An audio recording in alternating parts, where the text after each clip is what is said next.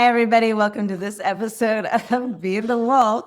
I'm here today with Reay, and we're going to talk about adventure. We're going to talk about meaningful work, but really, we're going to talk about what it actually takes to get to that place where you can live a life that feels meaningful, feels like fully satisfying, and your life feels like an adventure. Because I don't know about all of you out there, but I know for a lot of my life, everything just felt flat. It was like doing the same thing every day.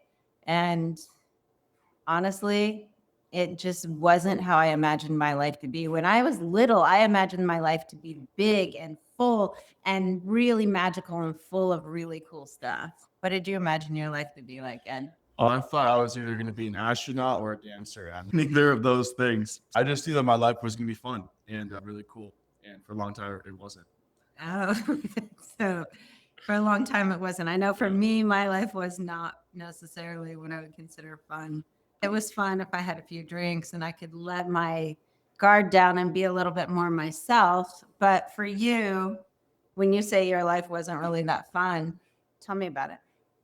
Yeah, for a long time, I didn't realize at the time, but I had created my life in a way where I was doing everything for everybody else but myself. And I told myself it was stuff that I wanted to do, whether it was taking my ex-girlfriend out for these fancy dinners or traveling the world to places I didn't really want to go to, but I convinced myself I wanted to. And so I was consistently doing things that weren't for me.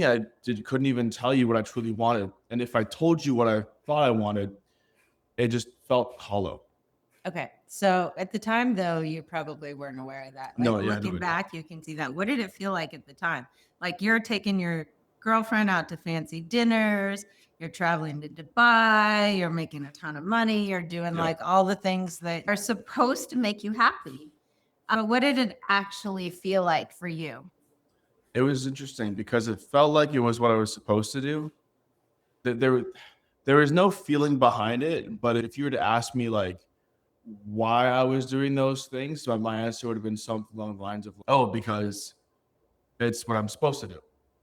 Would you have really said that it's what I was If you dug deep enough and you were like, What's okay? So besides digging deep, right? Because there's a lot of people in the same position. yeah, And you've done a lot of work, so you have a deeper understanding of what's actually going on yeah, underneath. Oh, I was feeling hollow. I was this, but when you were in it, doesn't feel it like wasn't that. like that at all. When you were No, in it and living this life that was a should life. Oh, I should have a business and make a ton of money. I should have this beautiful girlfriend. I should be traveling. I should be going out to these fancy dinners. Did you get any feedback? Did you get a dopamine hit? Did you feel like a little pop of anything, or was it just numb? What did it go back in your mind yeah. and remember what it was like in your language then? I saw that I was making her happy, and that was enough to make me happy. That's what it was. Ah, That's what it was. okay. All right. So now I think a lot of people can relate to that. Yeah. I'm doing it for my family. I'm doing it for whoever. Yeah. It's not the thing. Yeah, it's interesting. I've seen a lot of with clients of mine and other people I know. I've seen a lot of people who will have these businesses and work really hard and be successful while they have the family, and then the kids leave, and then the relationship falls apart, and then they just fall apart and do nothing, and they become like almost destitute. And eventually there gets to be this point where it gets so bad where eventually they'll maybe pick themselves up by the bootstraps and move forward again. For you, what was the point? Like you were doing things to make her happy. And I know this relationship didn't last. No. So what happened after the relationship ended for you as far as your motivation for doing business, traveling, going out to fancy dinners, all those things that you were doing? So you're saying like what was the motivation for that? Or No, what? once the relationship ended, Yeah. what happened next? Like to all of those things that you were doing. So I stopped doing all of them, and for many years I had no clue what I wanted to do. Like I literally had no idea who I was. I didn't know what I wanted. I didn't know what I saw what I was supposed to do and what I should do, which is make a lot of money, talk to girls, have a successful business. And so I did those things and like none of that made me happy. And so after the relationship, it was like before I could lean on her to validate me and my choices, and at least because she seemed certain enough in what she wanted, then I could latch onto that and say it's what I wanted too. Or at least I could give that to her because then that would give me a sense of meaning, purpose, etc., and positive feelings. But that was gone by my choice. And then now I'm left with, okay, what do I actually want? But the thing is, first of all, that's pretty much a terrible question to ask because there is a lot of why that's a bad question to ask, but it's not helpful. Before I ask you why that's not a helpful question. Okay, sure. So what I'm hearing you say is that once you were leaning onto her certainty, she seemed very certain about what she wanted, and therefore you leaned into that. So is there, and I know this for me is totally true, and I don't know if it's true for you, but I know I've seen it in some of my clients, and it is true for me. If I'm around somebody who seems totally certain, then I, in the past, would follow what they wanted because I was so disconnected from myself. And so it's like whether it was a coach, whether it was a boyfriend, whether it was a friend, if they were very concretely, very clear about what they thought, their opinions and what they wanted, I would just mold into what their stuff was. Yeah. Is that, do you feel like that was that way for you? First of all, I can't tell you I've had many boyfriends. So I don't know if I can relate to that. But yes, absolutely. Every time there is a certain or charismatic or persuasive person in my life, whether it was a girlfriend, a mentor, a coach, or even a friend, I would fall into their frame of whatever worldview they had, whatever perspectives they had. If I brought up something, which I would bring it up very meekly of, hey, I don't like this, if I try to set a boundary, because they would be so hard-headed about it, I would think I was in the wrong or I was incorrect. And so I would completely acquiesce to their way of thinking. And I would just take on whatever they said as the truth and make myself to be the bad guy or the person who's in the wrong, no matter how small or big the situation was. Yeah, I can definitely relate to that. It was like if I was certain about something, but then somebody would question me, Yep. and I couldn't necessarily articulate my viewpoint really well, because if somebody would question me, I would clam up and I would freeze. Yep. And then I wouldn't be able to say what I thought very clearly. And then they would be so certain. And as a result, then I would shut down thinking I was wrong. And for me, over the years, it really left me not knowing what I wanted, what I actually liked. And the way I mitigated that whenever things were too messy or I felt like I was too out of whoever I am, I would go on long adventures, 2-3 day drives to just by myself, because I needed to be away from all the noise of everybody else's opinion so I could even connect to and figure out who I was. For you, when after being away from a mentor, a girlfriend, or somebody that was influencing you in that way, how would you connect back to yourself back then or now? Back then, there was nothing. I had no way to connect to myself back then. No. No, not that I could think of. I would just numb myself with video games, porn. Yeah, so there's no real way I connected to myself. Maybe breakdance, possibly, but not really though. That's interesting. I wonder sometimes, like, when somebody has this propensity to think that they are wrong, and if they're around somebody certain, to not be able to hold their opinion and who they are, because like my generation didn't grow up with social media and something to literally fill your time constantly. Yeah. So we had to do a lot of spend time alone being bored. And I don't think your generation really had to do that. You guys always No. had some sort of feed to distract you from being with yourself. Yep. And so I'm wondering generationally if that's a problem that's going to get really bad for your generation. It already is really bad for my generation. Tell me more about what you think about it is for your generation in that way. If you look at, and I'm not like, this is not a holier than thou because this is me too. But like, if you look at most like people on dates, they'll both be on their phones. Yeah, totally true. And even if it's not for the whole time, it'll be like for 20, 30 minutes in one go. Or like the girl's on her phone and then doing whatever she's doing, and the guy's like too scared to be like, hey, put your phone away, or vice versa. And it's like you wake up, you doom scroll, you are always constantly, what's the word? Not entertained. You're always stimulated is the right word. You're always stimulated in some capacity. Work, job, school, friends, whatever. And then in the small moments where there's space, pick up the phone right away, check the same 4, 5, 6 apps, just like cycle through them. Yeah. Doom scroll. And it's just, it's the whole thing. I think my generation is doing that too, but we at least have this anchor in our nervous system of not doing that. Yeah. So it's like when I know that things are getting too complicated or whatever, I know that I need to disconnect from the things that I've been interacting with and get clear with myself. Going to nature is a really good thing because when we're trying to get clear with ourselves and understand what's true and right for us, we're looking for congruence. And nature is always congruent. Yeah. And so when you're around a whole bunch of people who are not congruent, which most people are not, it's hard to hold your congruence and not be influenced by what other people are thinking, saying, doing, especially those people who seem so certain. And so I would go to nature a lot. I sit on the beach and things like that.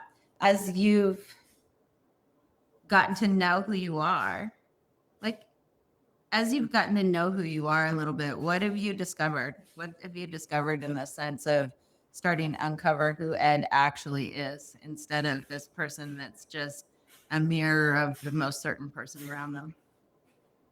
I've definitely noticed that I have very niche tastes and interests. Like I love girly K-pop music.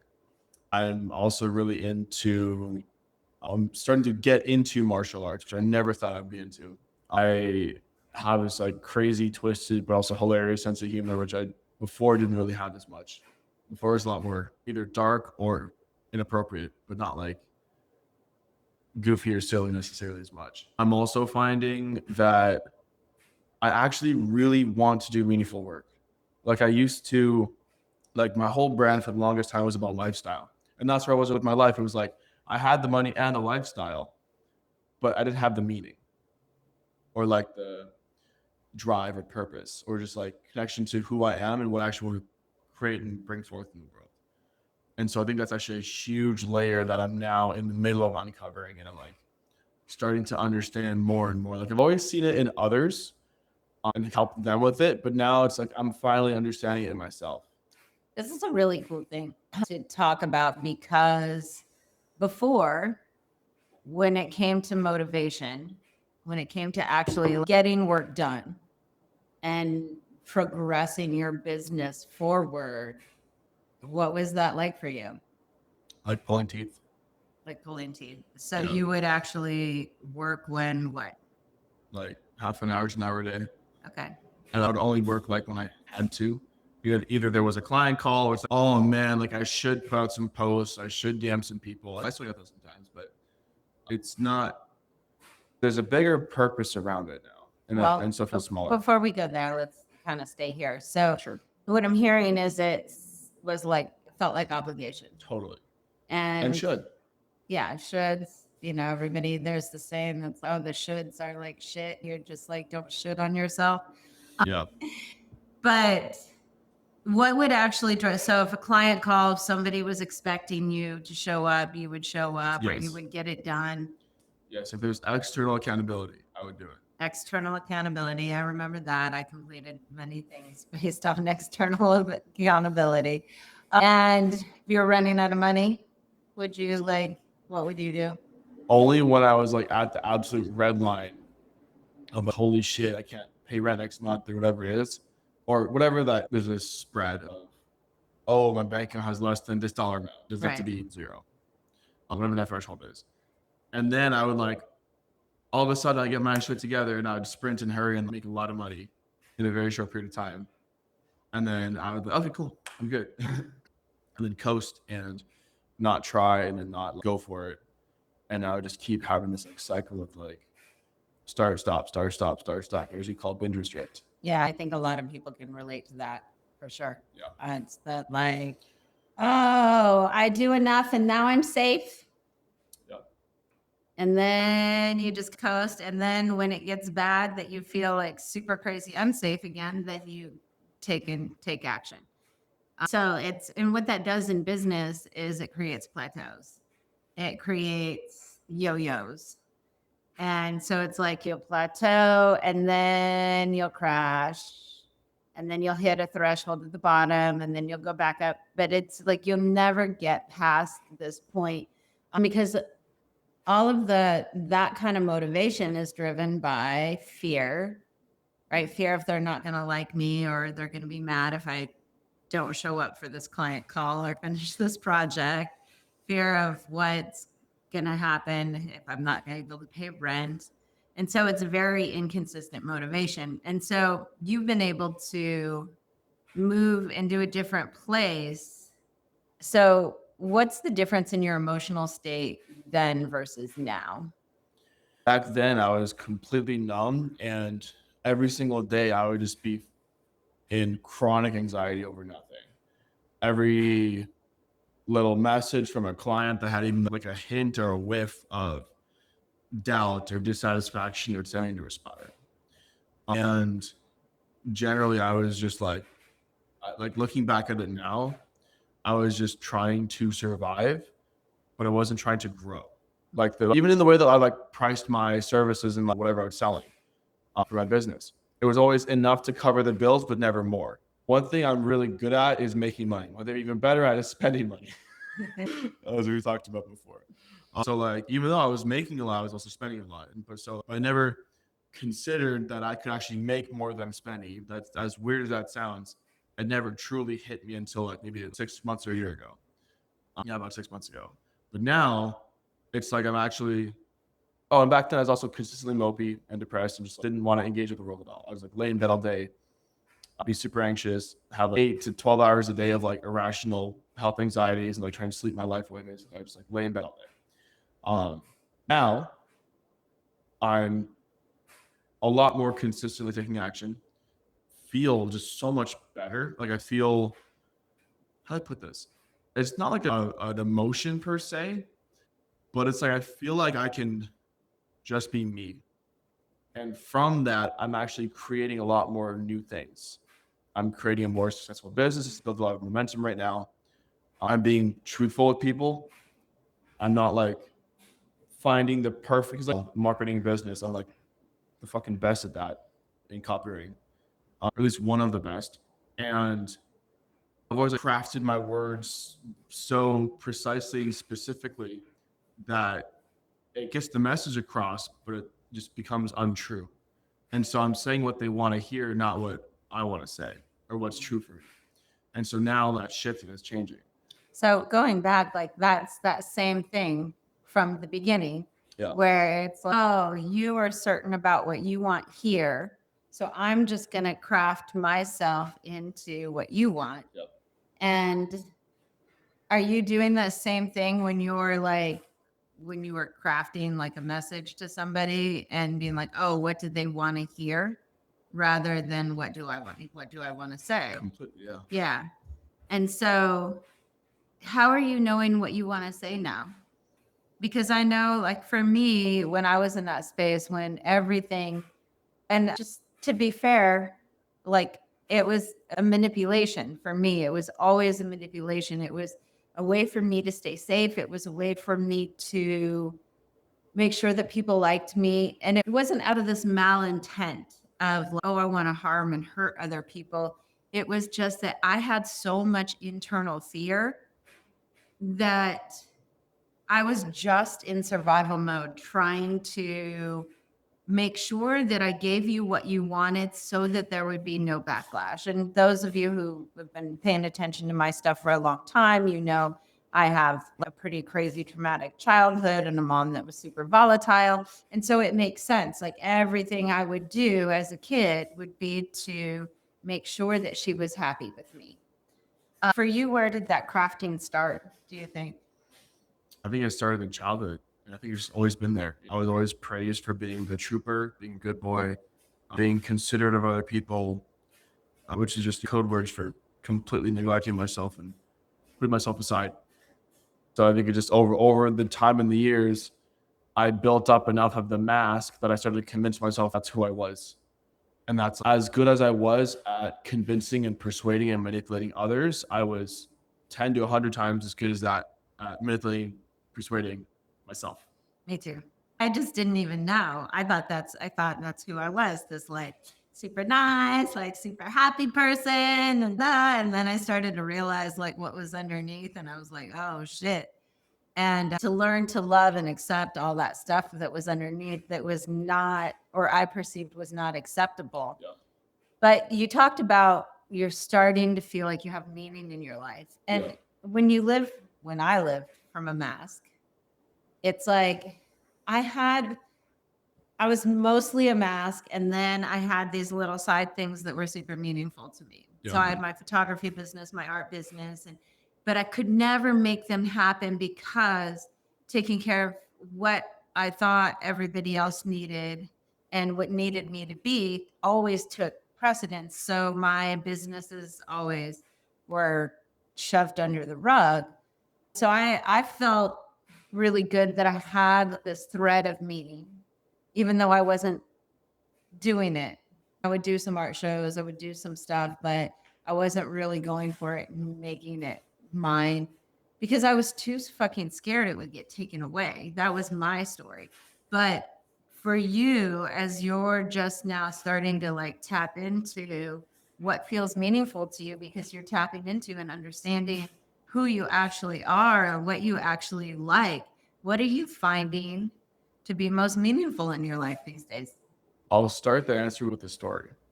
So I think this was a month ago.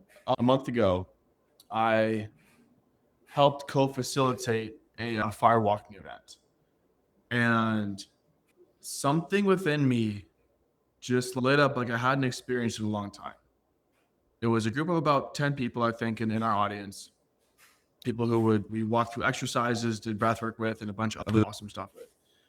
And from when I woke up to when I went to sleep, I think it was like 12 and a half hours, I like had infinite amounts of energy. And I had this like clicked in for me. I was like, yeah, this is my life's work. This is what I'm meant to do.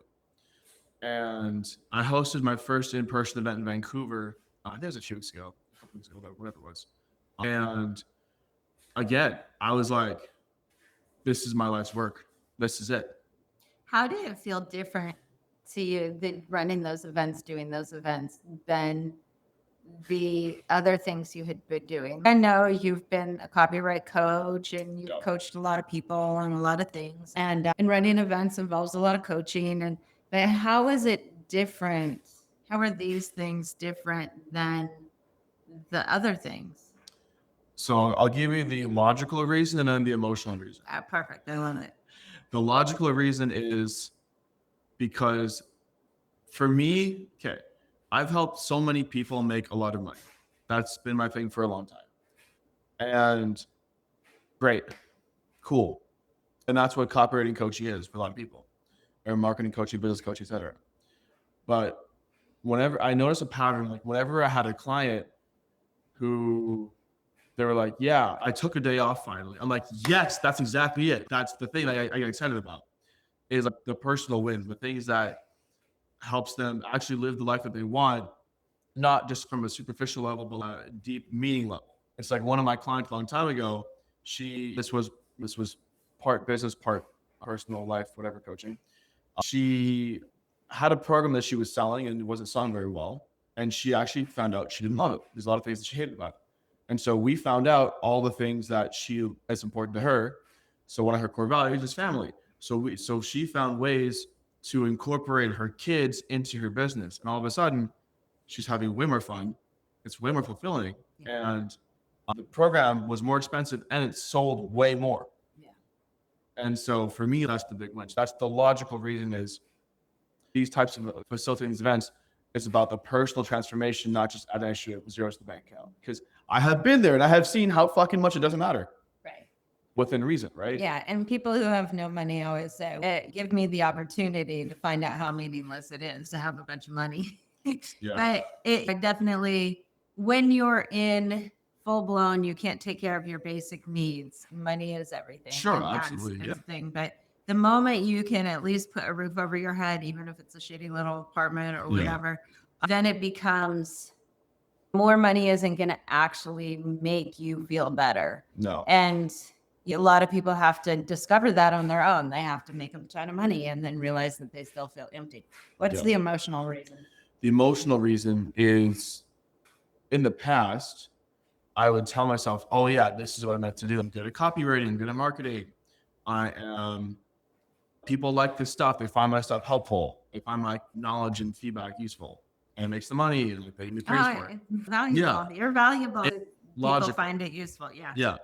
And so it's externally based about what others think of me and what others are saying or suggesting. This time, it's a body response. If you were to ask me to get up and coach marketing and business for 12 and a half hours, 13 hours, I don't know necessarily if I'd be interested in that. But it's like, this was just such a hell yes from my body. There's no mistaking it. There was no logic or trying to justify it. It just felt true. It was just like, oh, yeah, like this is what it is. Yeah. Now I'm curious, going back to your past when you said you were super numb and you were like not in touch with who you are at all. Do you think you could have done the same event and would have had that same response? Ooh. I know, because I wonder about that. I wonder if you can be doing the thing that you're meant to do, but you're so disconnected internally and so numbed out internally and so focused on external validation that you would actually think that the thing that you're meant to do is not the right thing. Okay. Almost a decade ago, 2018, I helped run a 1,000 person event in Vancouver at the Vancouver Convention Center. And a lot of it was personal transformation. And I didn't feel like it was my life's work per se, but that was definitely one of the most meaningful things I've ever done. And so I think the emotion is still there. I think the depth at which it kind of shook my core was not, because I didn't have access to that. Right. I didn't have access to those emotions and the clarity of, oh, this is my life's work. I also back then like 18 as well. It was like, holy shit, this is so meaningful. I love this. I just like this event, I had all the energy in the world for it.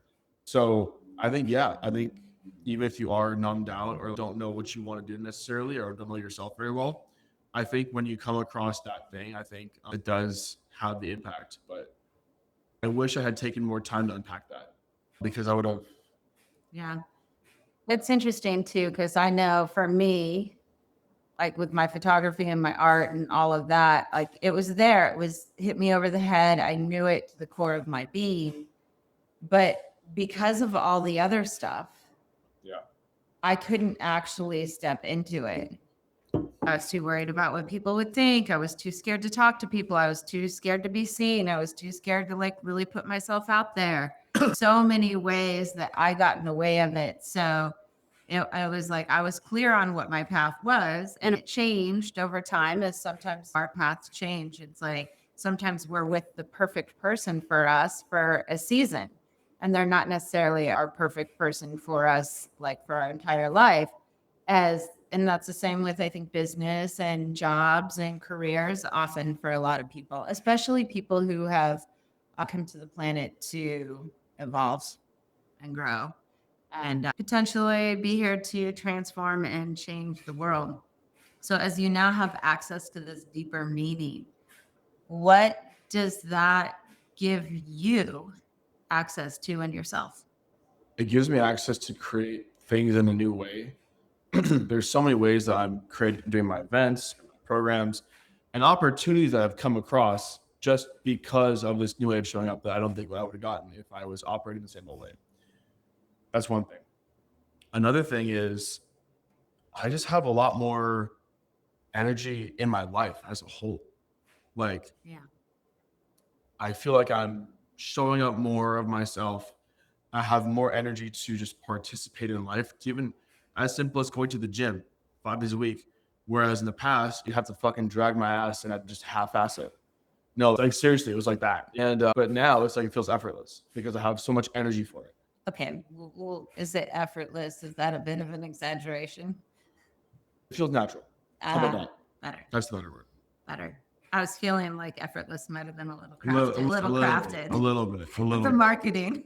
Yeah. Hey, this is so great. Let's do it this way. Yeah, I'm not perfect. I'm still working on it. Yeah, and we all are a work in progress, right? And I think it's important to know that. So, seeing the things that are becoming easier, right? Participating in life, showing up for your business, showing up for your health, these things feel more natural and feel more easy. And it hasn't been like a crazy long period of time that has been happening for you, Yeah. but what are you starting to see tangibly show up in your life as a result of that? Let me think. Like, how are your relationships different than they were? How are things in business different than it was? It's interesting because now that I have that access to self and to like what's actually meaningful for me, I don't back down to clients in the face of what's the word? Displeasement, whatever. You know what I'm saying? Yeah. Displeasure. Yeah. Displeasure. Versus in the past, I would freak out and spiral and like, give a refund ASAP or just bend my back over to fix it. Versus now it's like, oh, we'll get it figured out.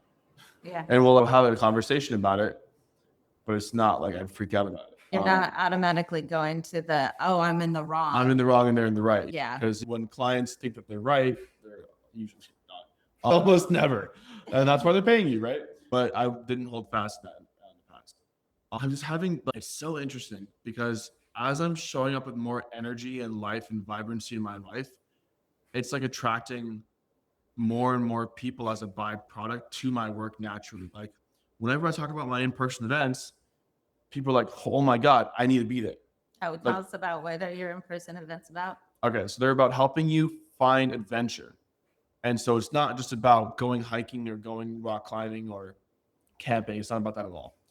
It's about getting back to the parts of you before that was adventurous, before life happened to you, and sometimes in some cases beat it out of you, both literally and figuratively, right? As kids, everything would be an adventure for us. Going to recess, seeing a new flower, like we're still that same person. Jumping out of the trees. That's right, jumping out of the trees. We're still that same person, but we've just lost connection, access to that part of us. And so for me, adventure is not something that you do. Like, yes, you do adventure, but it's about who you're being is what creates the adventure. Like when I went to Japan, a lot of people that I know go to Japan, whatever, fine, they have a good time. And they go to all the touristy things, whatever. When I go, I'll make friends with a couple random people at a Japanese bar. And then we'll go get drunk and sing karaoke till 2 a.m. and then we'll all walk home together afterwards and just have a great time.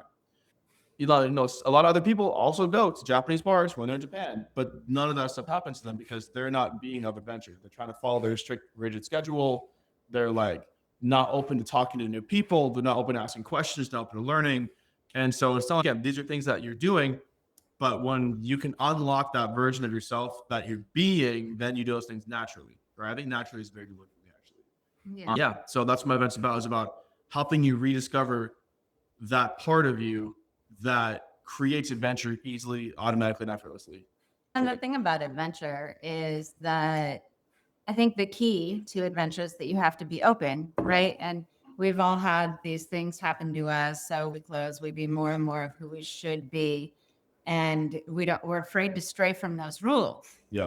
And as you get older, it gets worse because it's like, oh, now I have this set of rules from this person. And then you have this set of rules from your career and your job, and this set of rules from your partner and your lover, and this set of rules from your friends. And then maybe you can be a little bit of this version over here, a little version over there, but totally compartmentalized. And there's no ease and flow and natural, as you said. Yeah, I love the idea of creating more adventure. It's that's a good thing. Yeah. Okay, so in the end, when we're talking about meaning and meaningful life for you, now that you have access to a meaningful life, what does a meaningful life mean to you? To me, a meaningful life is when you do work that feels important, that you have all the energy in the world for, when every day, at least most days, feels like you are progressing towards something, even if you're resting, and you're able to fully express all of you, even if others don't like it or agree with it. Nice. Okay, I'm gonna have another question to ask you, but before I ask you that, you want to tell people how they can sign up for your events? For sure. So it's very long and complicated and difficult to get to. You just go to your internet browser and you go to edreay.com, edreay.com, and you'll get all the information on my upcoming event. And there, I think right now it's May 29th. So I did it every single month. Typically in Vancouver, I'll be doing some travel through Asia in November and December, I believe. And so I'll be looking to do some events out there too.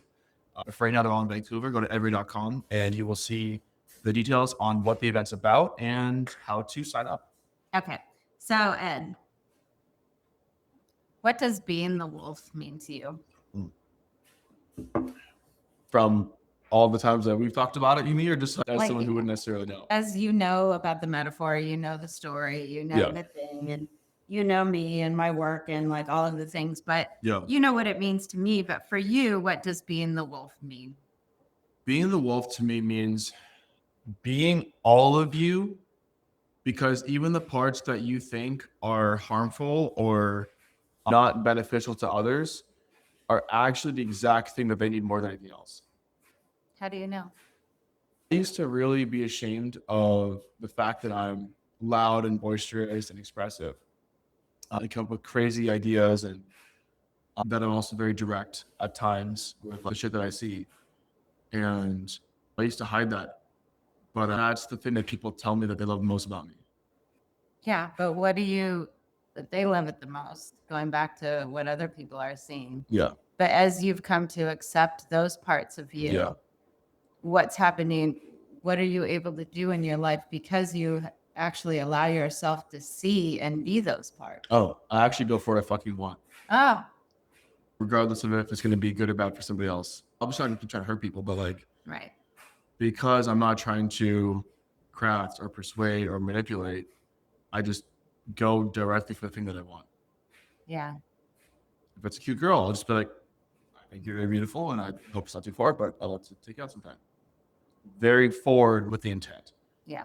And one thing you said, like within not harming other people, going for what you want without thinking about what other people think. It's like the wolf in nature and most of nature, it's like they don't kill off the whole species. They don't kill off all the elk. They just take what they need for their own Yeah. situation, and there's a harmony to it.